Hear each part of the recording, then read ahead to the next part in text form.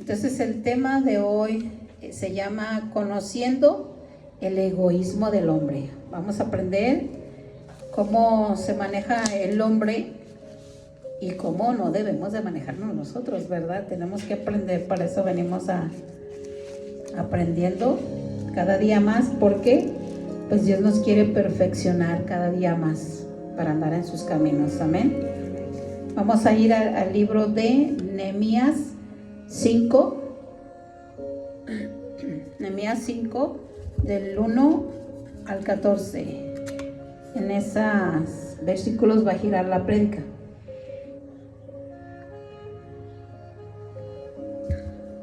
Vamos a ver qué Dios nos va a enseñar para no hacerlo, ¿verdad? No aprendamos, sino al contrario, que caminemos. Dice, el hombre por su naturaleza, desde la caída de Adán y Eva, pues es egoísta. Solo piensa en él y a veces en los suyos. Por naturaleza, el hombre no piensa en el bien comunitario. El amor al prójimo está en peligro y en extinción. Entonces, sin crisis, siempre piensa en sí mismo el hombre. En medio de una crisis, el hombre se vuelve más egoísta, el colmo, ¿verdad? Porque cuando al hombre la cobija no le alcanza, siempre pelea a su parte, ¿verdad? Dice, oye, dame la mía. Dios quiere que nos amemos, nos soportemos y nos ayudemos. Esa es la voluntad de Dios. Hay varias reglas para amar, para soportar y para ayudar de parte de Dios. Y aquí los vamos a ir observando en varios puntos. Punto 1 dice, una crisis desencadena el egoísmo y el hombre peca contra su hermano. Vamos a ir al versículo 1 del capítulo 5 de Nehemías. Dice, entonces hubo un gran clamor del pueblo y de sus mujeres contra sus hermanos judíos. Aquí podemos ver que ya ellos estaban clamando, el pueblo, contra ellos mismos, contra los mismos judíos. La destrucción del muro y la ciudad desató la anarquía, o sea, la ausencia y la autoridad. Pero es mejor vivir en autoritarismo, o sea, en exceso en autoridad, que en la anarquía. Se empezaron a destruir entre ellos mismos. En la reedificación nos tenemos que cuidar de todas estas cosas que es el egoísmo, porque aunque ellos estaban en pobreza, se estaban dando tupidos unos entre los otros, y eso pues no le agrada a Dios, ¿verdad? Punto 2, la crisis genera egoísmo y te puede convertir en un usurero. Vamos a ver el versículo número 2. Dice, había quien decía, nosotros, nuestros hijos y nuestras hijas somos muchos, por tanto hemos pedido prestado grano para comer y vivir. Fíjense ya en qué caos estaban. Dice que ellos ya habían pedido prestado el grano para vivir, para preservar su vida, para reanimarse, para levantarse, para seguir adelante, porque pues ya estaban sin alimento. Entonces el alimento también lo necesitaban aún para resucitar sus cuerpos, ¿no? Para seguir adelante en los planes que tenía Dios para sus vidas, pero había este egoísmo. La crisis en el egoísmo saca del ser humano su pecado más bajo, la usura. Empezaron a ser usureros, o sea, se aprovechaban del que menos tenía para hacer usura con ellos. En las crisis familiares, cada quien pelea sus intereses personales, olvidándose de Dios. Y esto nosotros tenemos que aprender, lo que nunca nos tenemos que olvidar de Dios, ¿verdad? y enseñar a nuestras familias que no haya esas peleas, sino que haya esa unidad, la que Dios quiere en nuestras vidas, en nuestras casas, para hacer lo correcto. Por ejemplo, en el divorcio generalmente los hijos pues no importan. Se fijan que no importan porque los dos están agarrados de las greñas, el esposo y la esposa, cuando se están separando, están bien pepenados, que los hijos no les importa. ¿Qué les importa cuando se están separando? Pues las casas, el dinero, todo eso nada más les importa. Hay egoísmo, porque no están pensando en los hijos, en la salud, cómo se encuentran ellos, ¿verdad? Entonces es necesario aprender a no ser egoístas. El enemigo te incita para que saques lo peor de ti como humano. Cuando hay crisis, ¿verdad? Tenemos que saber aprender qué hacer. O nos dedicamos a buscar a Dios y que nos ayude en la crisis, o nos dedicamos a actuar o sacar lo peor del ser humano, ¿verdad? El carácter, el orgullo, la soberbia, solo yo me importo. Entonces, las personas siempre aprovecharán para sacar provecho de la situación.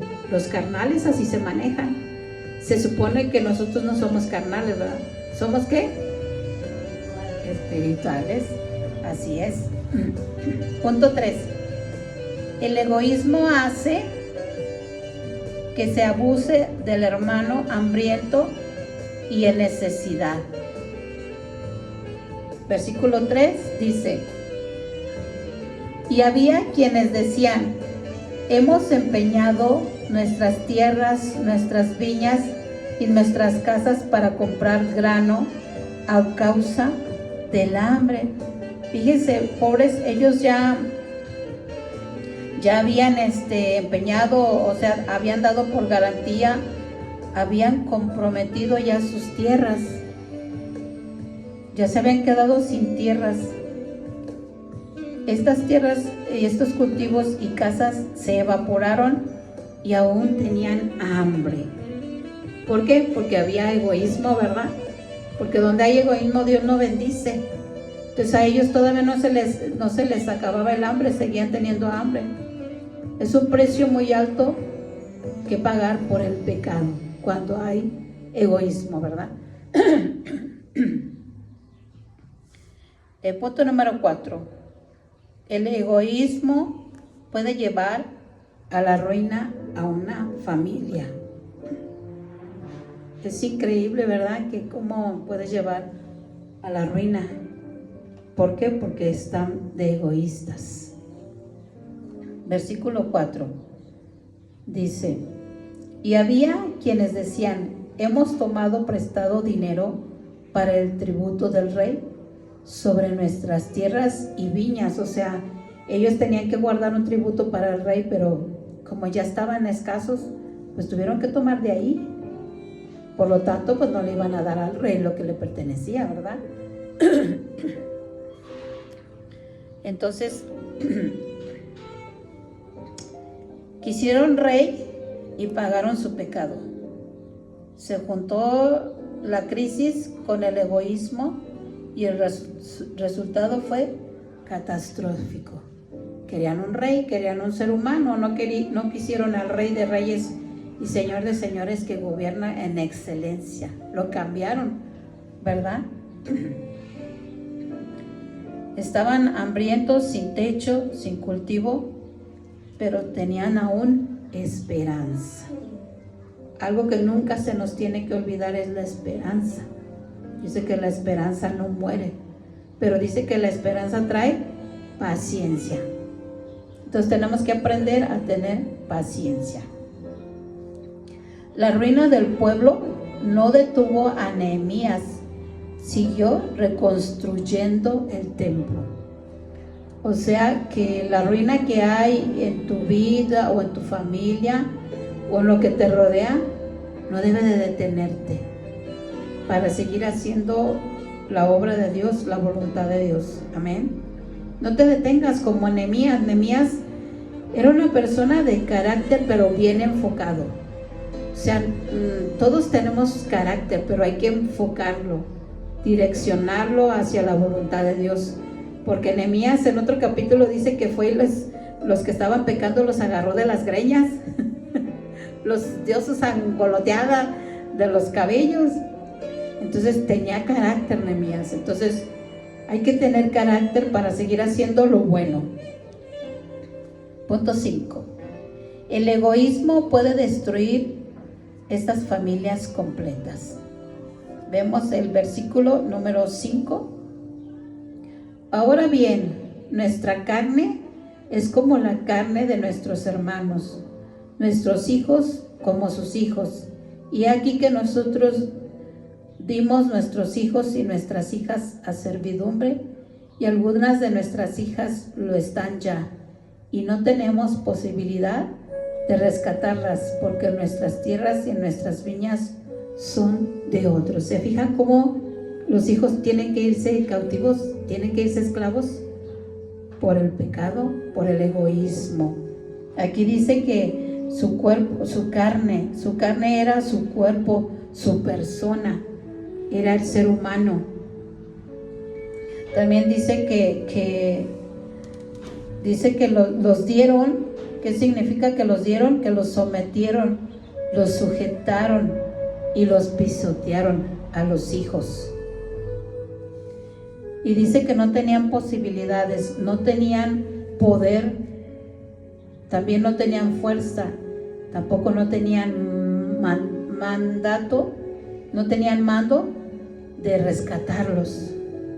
O sea, qué situación tan devastadora, que dice que la carne estaba así como la de Job, ¿se acuerdan? Que dice que su carne de Job estaba pegada a su cuerpo, y así estaba este pueblo, y todo el pueblo estaba, porque dice nuestros hijos como sus hijos, o sea, los de los vecinos, los de alrededor, los de esa ciudad, estaban como esclavos, como servidumbre. Tenemos que cuidar que nuestra familia no esté en esclava ni en servidumbre. Tenemos que compartirles que estando con Cristo no hay esclavitud. Hay esclavitud por amor en el Señor. ¿Se acuerdan? Dice que esclavos por amor. Que nuestros hijos, nuestras familias, nuestros nietos estén esclavos por amor al Señor, y no esclavos en el pecado, y no esclavos en servidumbre, en donde quiera que estén o donde quiera que trabajen, ¿verdad? Y dice que los papás pues ya no tenían ni poder, ni fuerza, ni mandato para rescatarlos. Pero si nosotros nos sometemos, no somos egoístas como el hombre, vamos a poder rescatarlos. Amén. Porque el poder de Dios está sobre nosotros y el majestuoso está con nosotros. Amén.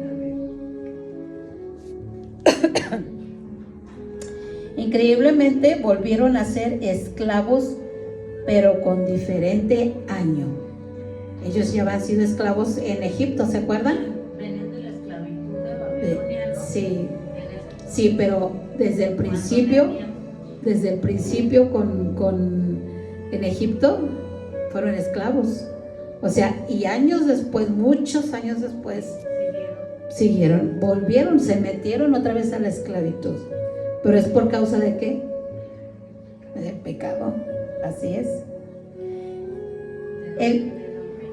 Así es. Entonces, sí, el que nos recomienda al Señor, que no, dice que el que pide prestado es esclavo del que presta. Vamos a ir a Proverbios. Ellos estaban pidiendo prestado, ¿se acuerdan?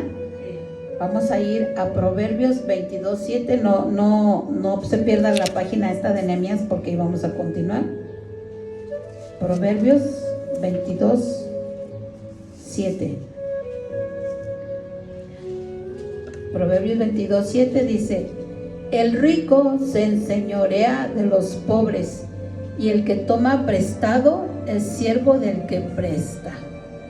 O sea que vale más estar trabajando y no depender de los préstamos. Yo tenía una persona que Dios lo rescató, lo salvó, y tenía un mal hábito de pedir prestado constantemente. Yo decía, pero ¿por qué pides prestado? Primero paga uno y luego ya, pues, o sea, la palabra no te prohíbe pedir prestado, ¿no? Porque hay necesidad en la cual podemos pedir prestado, ¿no? O sea, si te estás muriendo de hambre, pues voy a pedir prestado, ¿no?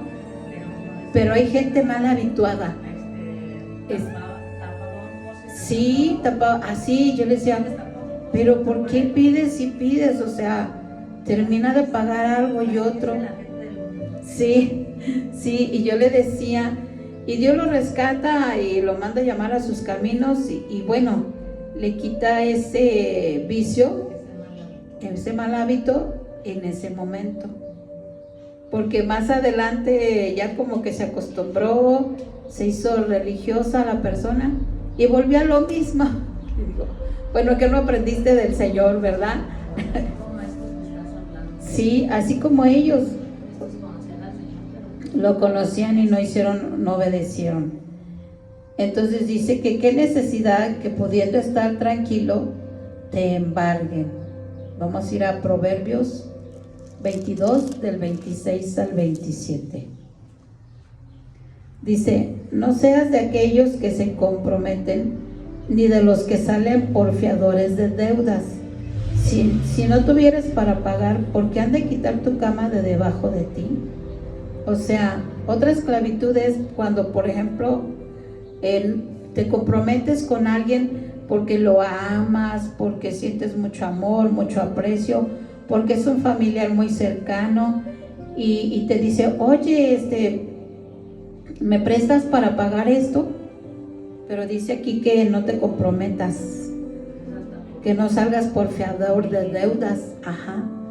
O sea, Dios nos está diciendo, no seas fiador ni de un familiar, ni de un cercano, ni de un pariente, ni un lejano, mucho menos. Porque dice que si no tienes para pagar, pues te van a quitar la cama. ¿Qué necesidad tenemos que nos quiten la cama? Si tú, por ejemplo, si tú tienes para prestar, por decir, te piden 10 pesos y tú dices, bueno, 10 pesos no es gravoso, si no los paga yo los puedo pagar, pues adelante, ¿no? Y no vas a estar preocupado, no vas a estar afanado, no vas a dormir en las noches porque cae uno en esa ansiedad. ¿Por qué? Porque no paga la persona que tú le confiaste y que iba a pagar lo que se endeudó. Pero aquí dice que ellos estaban bien endeudados y estaban intranquilos porque no tenían con qué pagar, porque ni al rey le iban a dar ¿cómo se llama? El tributo. Entonces, el hombre siempre tiende a regresar al pecado. Debemos de cuidar siempre nuestro corazón, porque el corazón es traicionero. Vamos a ir al libro de Jeremías. Libro de Jeremías 17. Libro de Jeremías, capítulo 17. Versículo 9 y 10. No, Jeremías 17, versículo 9 y 10. Jeremías 17, versículo 9 y 10. Engañoso es el corazón más que todas las cosas y perverso. ¿Quién lo conocerá? Yo, Jehová, que escudriño la mente, que pruebo el corazón para dar a cada uno según su camino, según el fruto de sus obras. Aquí podemos ver que nuestro corazón nos engaña, ¿no? ¿Cuánta gente se ve que dice, yo pienso, yo creo que Dios dice así? No digas que yo creo que Dios dice así, no, porque te engaña tu corazón. Mejor métete en ayuno, en oración, y que realmente sea Dios quien hable y no nuestras emociones, porque a veces nuestras propias emociones nos hace llevar a nuestro corazón por donde queremos, ¿no? Y así hay mucha gente que se engaña. Pero ¿qué dice aquí? Y perverso es el corazón. Entonces tenemos que cuidarnos de nuestro propio corazón, ¿verdad? Decirle, Dios, como decía David, el salmista, crea en mí, oh Dios, un corazón limpio y puro y recto delante de ti. Tenemos que decirle, crea a Dios un corazón limpio. ¿Por qué? Porque dice, yo Dios que escudriño la mente, o sea, Dios sabe lo que pensamos, que prueba nuestro corazón. Dios constantemente nos está probando el corazón para ver hacia qué se inclina, si hacia Dios o hacia el mundo. Porque hay mucha gente que se pone a ver a la misma gente, que eleva a la gente, pero una vez que el hombre falla y cae en un error, se decepcionan y se desaniman y se van al mundo. Ahorita hay un pleitazo ahí con unos pastores y unas ovejas. Yo estoy impresionada cómo ahorita ya los chavos, los jóvenes ya no respetan a los pastores, sino que en redes sociales se contestan y se dicen y se vuelven a recontestar y se vuelven a decir. Estoy impresionada, estoy impactada, que ni siquiera ya tienen respeto por los liderazgos. También el liderazgo debe de tener respeto por la gente. Ambas partes tienen que haber respeto, porque para que me contesten yo tuve que haber hablado algo incorrecto como pastor, como líder, ¿no? Entonces, para que me contesten ahora los chavos que ahora ya no se quedan callados, tuvo que haber algo en ese chavo que es carnal, ¿no? Porque también si el pastor se porta carnal, entonces el chavo se va a portar carnal y va a contestar carnal también. ¿Qué respuestas voy a obtener? Porque aquí dice, porque yo le doy a cada uno según su fruto y su camino. Entonces, si a un pastor le está contestando mal es porque la oveja es carnal como él, ¿no? Entonces tenemos que también como pastores ser sabios y ser entendidos y no publicar cosas que no se debe de publicar. O sea, no debemos de decir, ni mucho menos estar diciéndolo a través del púlpito cuando sé que me graban, ¿no? Porque cuando sé que me graban, yo sé que va a salir a todo el mundo y todo el mundo se va a enterar, y 2 que 3 o 10 o 20 me van a contestar mal, ¿no? ¿No se les hace? Entonces hay insensatez en un lado como en el otro lado. Dicen que podemos estar en desacuerdo. Sí, sí.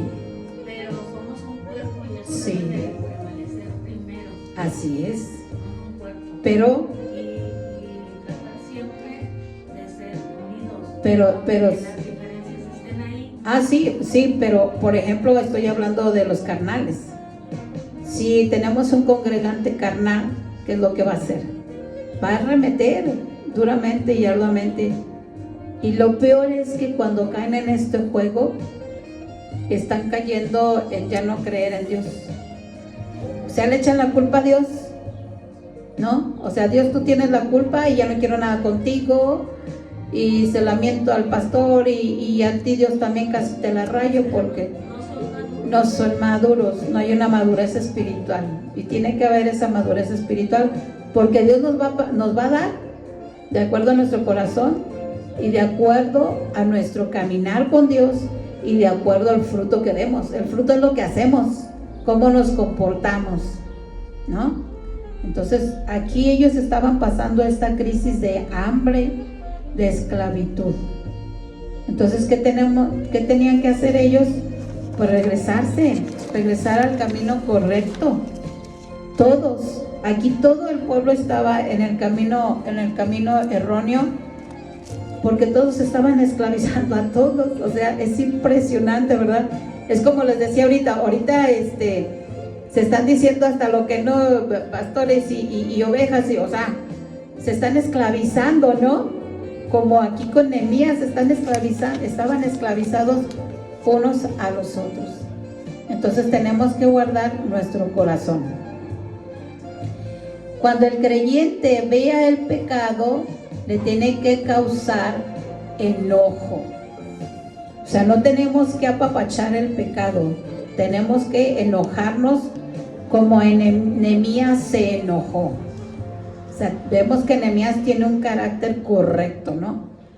Vamos a ir al versículo 6 de Nehemías 5. Regresamos a Nehemías 5, capítulo 6.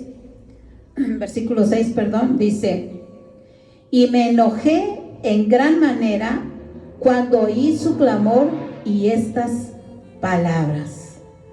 O sea que estaba diciendo Nehemías dice que se enojó ¿Qué significa que se enojó? Significa del hebreo jará, que significa arder en cólera, airarse, alterarse, indignarse y hasta entristecerse. Eso fue lo que pasó con Nehemías. Todo eso sintió, y vean cómo el hebreo te va desarrollando más el carácter de Nehemías. Todas las emociones que sintió en ese momento, todo el enojo ardió en cólera. Entonces nosotros también, que el pecado nos debe de causar a nosotros enojo y tenemos que corregirlo, ¿verdad? Dice también que oyó. También del hebreo dice que Shamá, que dice que oyó inteligentemente, o sea, oyó prestando atención en todos los detalles Nehemías. Dice que atendió y dice que discernió. Nosotros tenemos que atender diligentemente, inteligentemente y discernir lo que está pasando en nuestros hogares. Aún en nosotros mismos tenemos que entender eso. ¿En qué posición está? ¿Qué escucho que me dicen mis hijos? ¿Qué escucho que me dicen los nietos? ¿Qué escucho que me dicen los sobrinos? ¿Qué escucho lo que me dicen todos mis familiares? ¿Qué escucho? ¿Escucho inteligentemente? ¿O cómo escucho? ¿Insensatamente? ¿Discernimos lo que nos están platicando o nada más? Ahora sí que oímos por oír, ¿verdad? Tenemos que ser sabios para ver cómo escuchamos, para ver qué es lo que nos quieren dar a entender, para nosotros darles la palabra. Y dice que Nehemías oyó el clamor de estas palabras. ¿Qué son estas palabras? Significa oyó las acusaciones que le estaban dando, oyó los dichos, oyó el informe, oyó la noticia que le estaban dando a Nehemías y escuchó sus peticiones. Para eso tenemos que estar atentos nosotros, para no caer en el egoísmo del hombre o como el hombre. El justo verá y actuará inmediatamente. O sea, no nomás voy a escuchar, voy a actuar, tengo que actuar en lo que está pasando, porque si no, como dicen, si no actúo en lo poquito, se va haciendo una bola de nieve muy grande hasta que ya no podamos con ella. Dice que estaban viviendo como los demás pueblos. O sea, ¿cuáles pueblos? Como los gentiles, lo cual había prohibido Dios. O sea, Dios tiene prohibido al pueblo de Israel, hasta ahorita en la fecha le tiene prohibido que actúen como los gentiles. Y allá en Israel, una parte actúa conforme a la voluntad de Dios, pero otra parte actúa como los gentiles. Pero también en tu casa, ¿cómo actúan? ¿Ah? ¿Cómo se actúa? ¿Mitad y mitad? ¿Mitad como el pueblo de Dios y mitad como los gentiles? ¿O cómo se actúa en nuestras casas? ¿Verdad?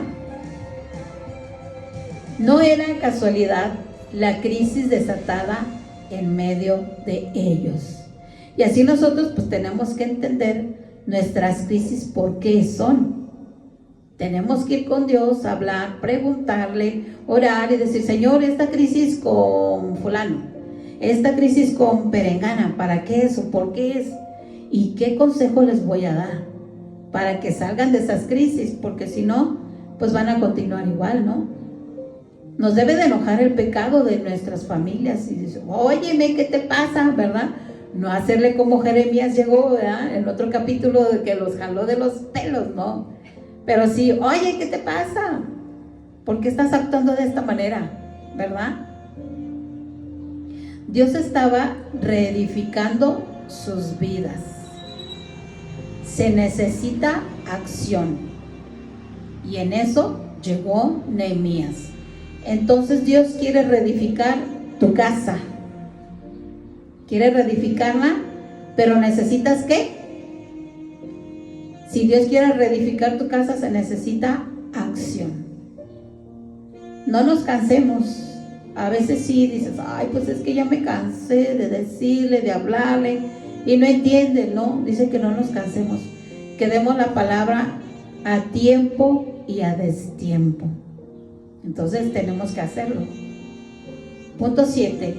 El justo toma acciones concretas para resolver el egoísmo. Vamos a ver el versículo 7. Dice: y entonces lo medité y reprendí a los nobles y a los oficiales y les dije: exigís interés cada uno a vuestros hermanos, y convoqué contra ellos una gran asamblea. Entonces vamos a ver qué son los nobles. Los nobles en el hebreo son unos nobles que ellos estaban puestos para poner un orden social, que tenían poder sobre las clases bajas. O sea, los nobles, ¿qué era lo que hacía? Le pedían intereses a los de las clases bajas.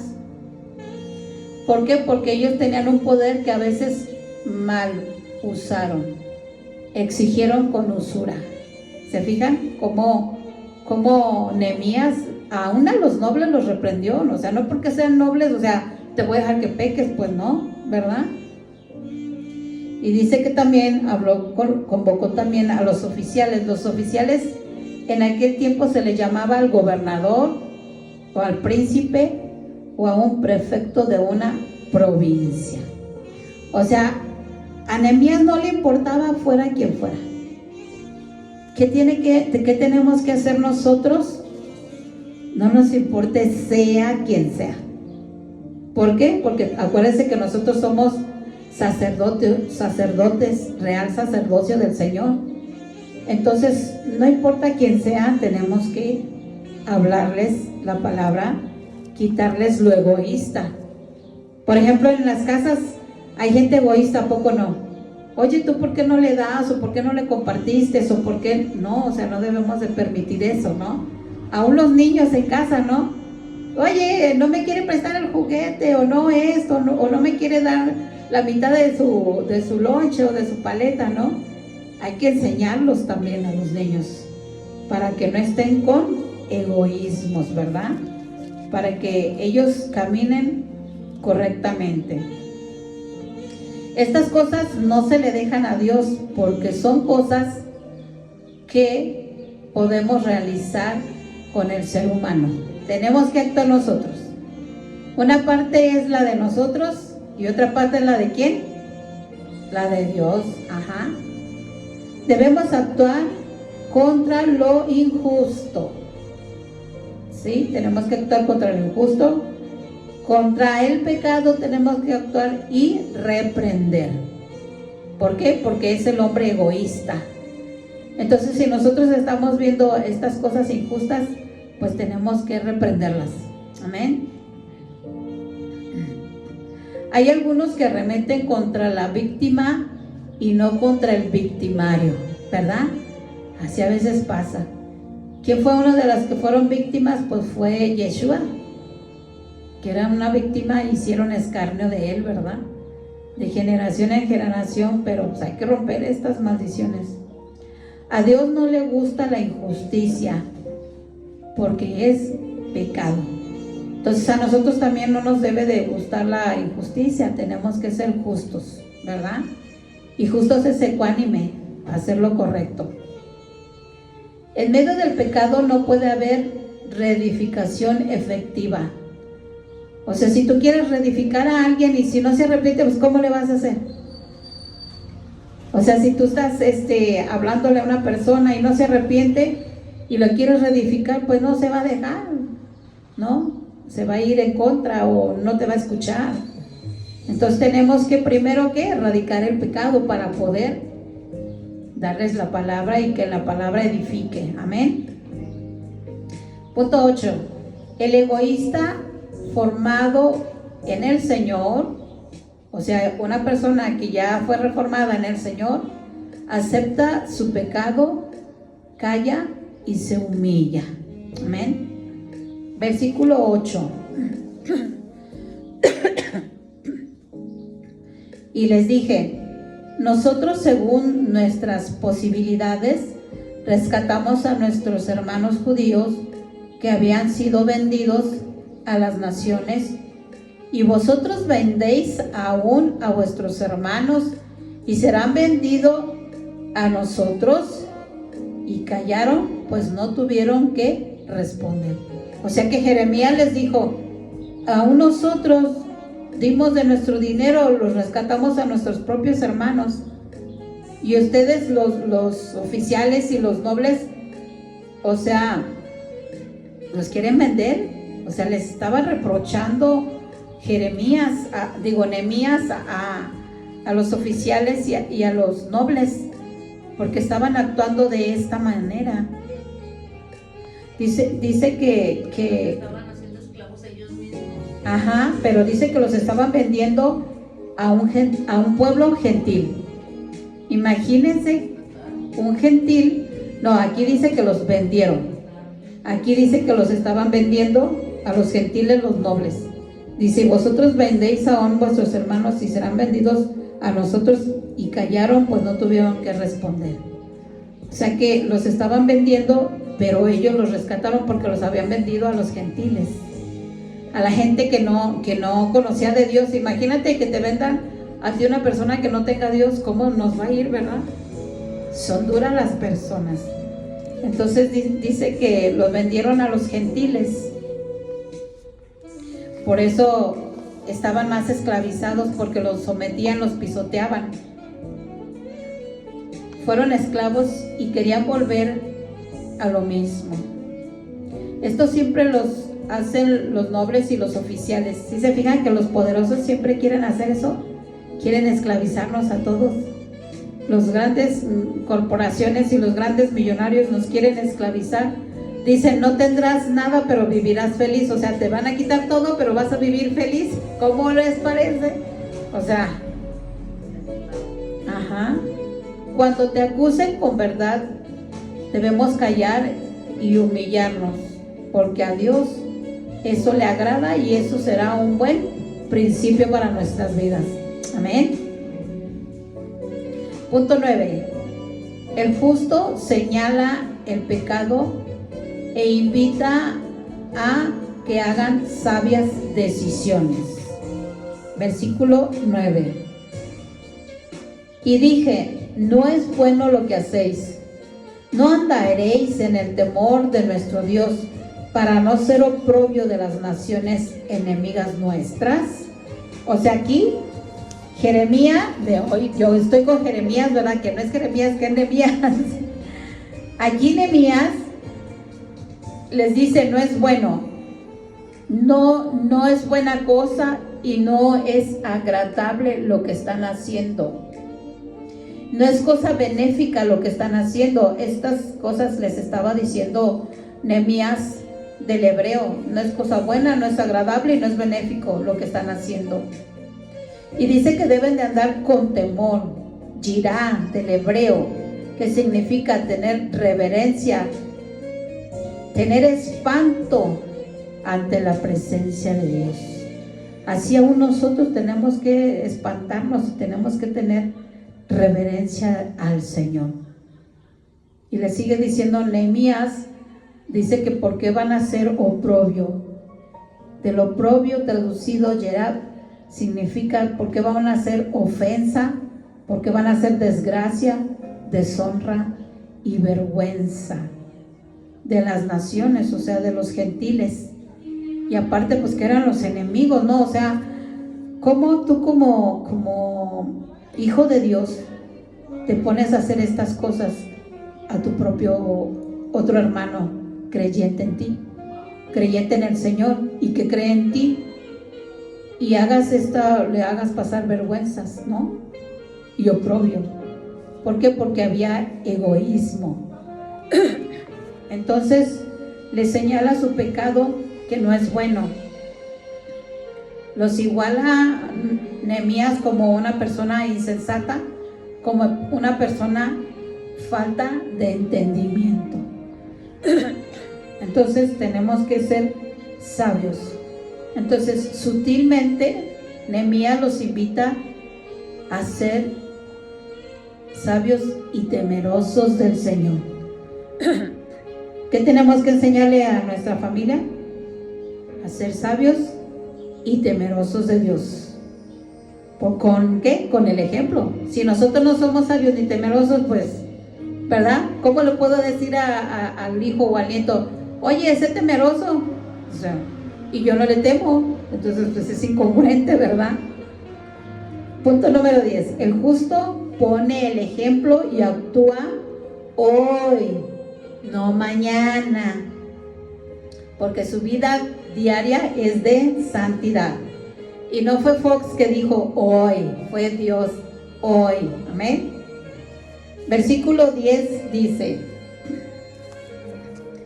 también yo y mis hermanos y mis criados les hemos prestado dinero y grano. Quitémosle ahora este gravamen.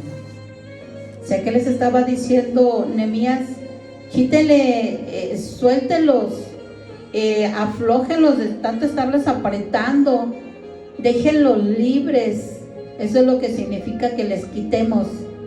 Abandonar, o sea, que abandonemos el estarlos queriendo someter. Eso les estaba diciendo Nehemías que tenían que hacer.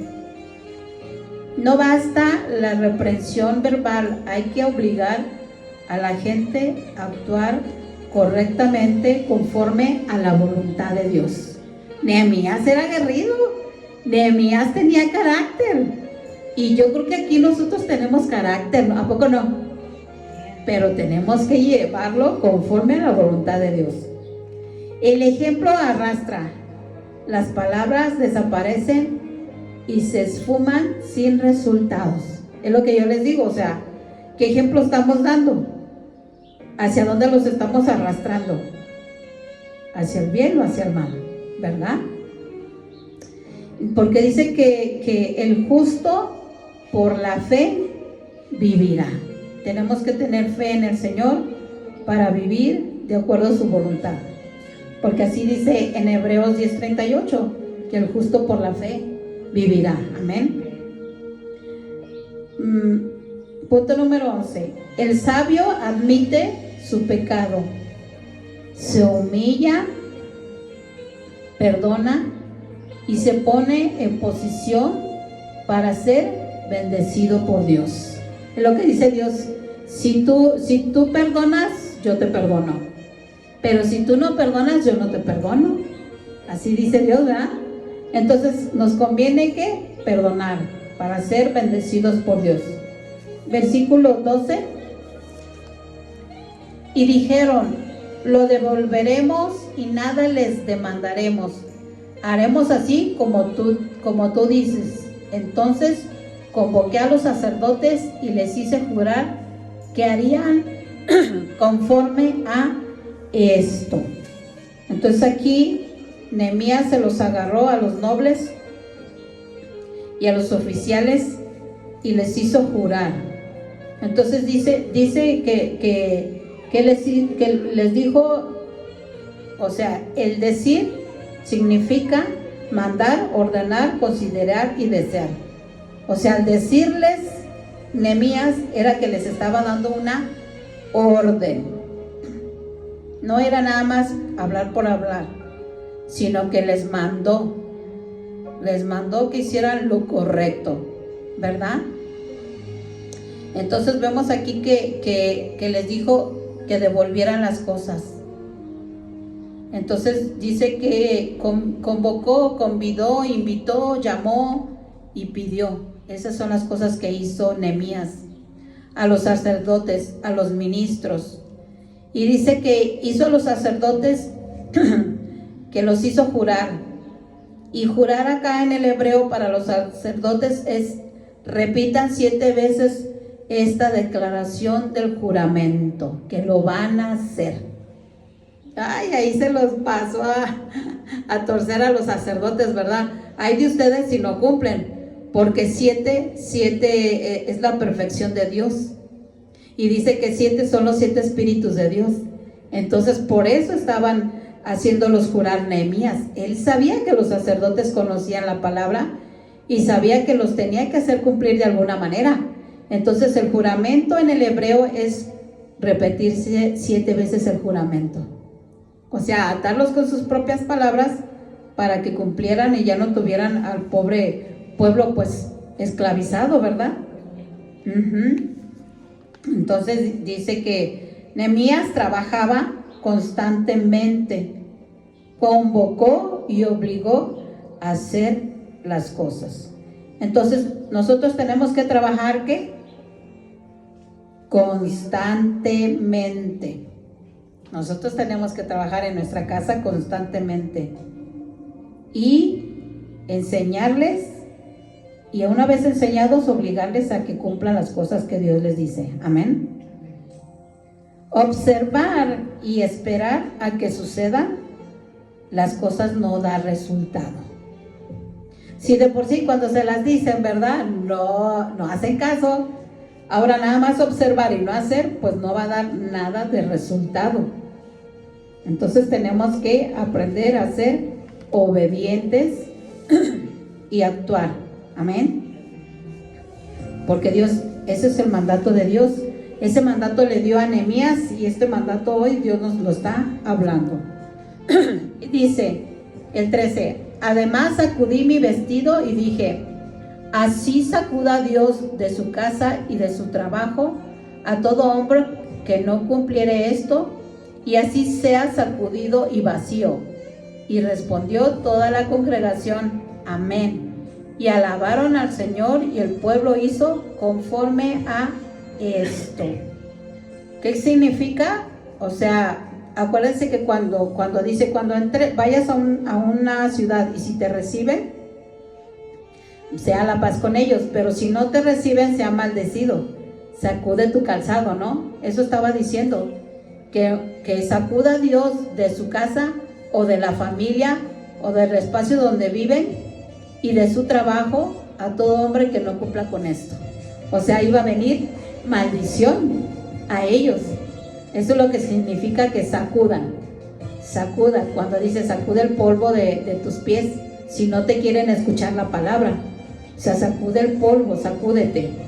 Y nosotros, pues bueno, nosotros oramos, se lo dejamos al Señor y que Dios haga lo que tenga que hacer. No le vamos a decir a Dios cómo los castigue, ¿verdad?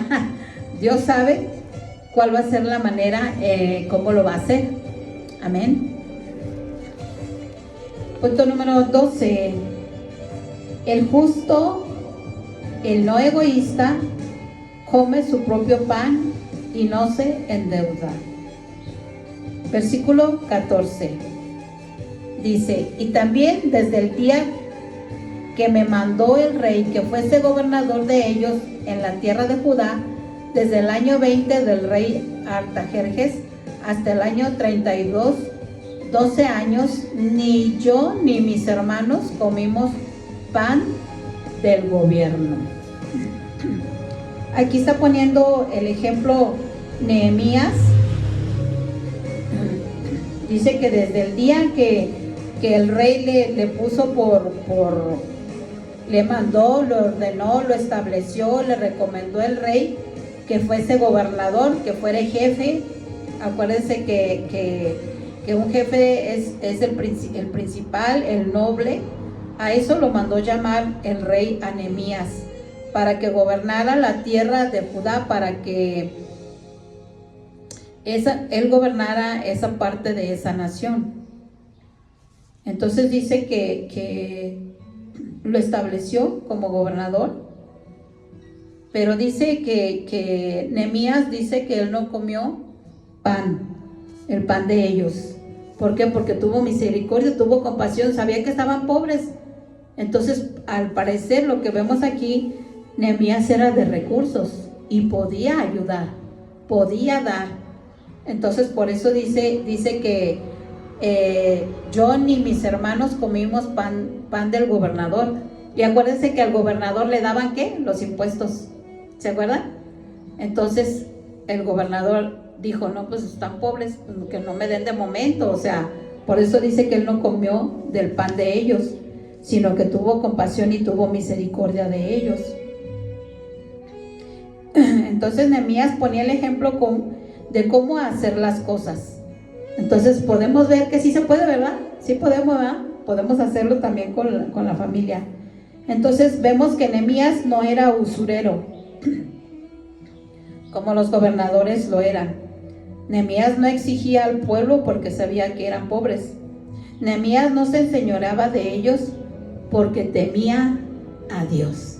Entonces tenemos que tener temor de Dios también nosotros. No enseñorearnos, pero tampoco no debemos permitir que se enseñoreen de nosotros, porque ahora a los que van creciendo en edad, a los mayores de edad, ahora ya los jóvenes o los que ya tienen hijos adultos, ahora quieren gobernar a los papás, los quieren mandar, les quieren dirigir, les quieren instruir. No permitas en tu casa que se cambie el rol de los papeles de que tú eres el papá. Aunque tu hijo ya esté mayor y esté grande y se mantenga y todo lo que tú quieras, tú no dejas de ser el papá en casa. Tú tienes que seguir gobernando tu casa. Y no dejes que los hijos, porque he visto muchos padres que se dejan trepar a los hijos. Y yo he visto mucho que Dios dijo, es que ellos les cedieron el derecho a los hijos. Por eso los hijos son así con los papás, ya los quieren gobernar, hasta los quieren dar con la vara, ya se quieren voltear los papeles, pero no debemos de permitir, no debemos de olvidar que son los papás en casa, los jefes, que siguen gobernando, pero con justicia. Amén.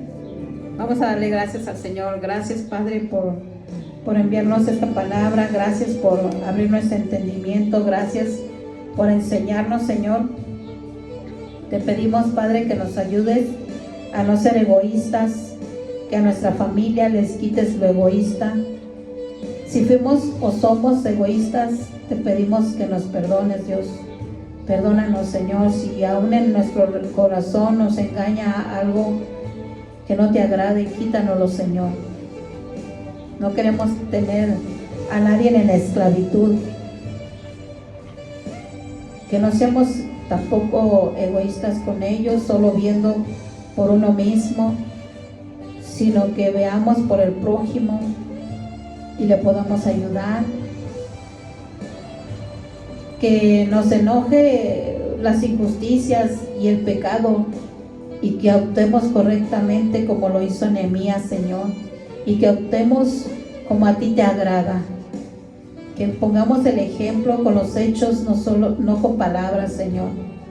Que seamos sabios y humildes, que trabajemos en nuestras familias constantemente sin desfallecer.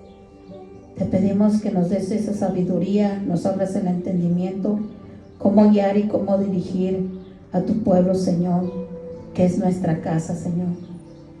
Te lo pedimos en el nombre de Yeshua Mesías, Señor. Amén, amén. Buen provechito, que Dios les bendiga.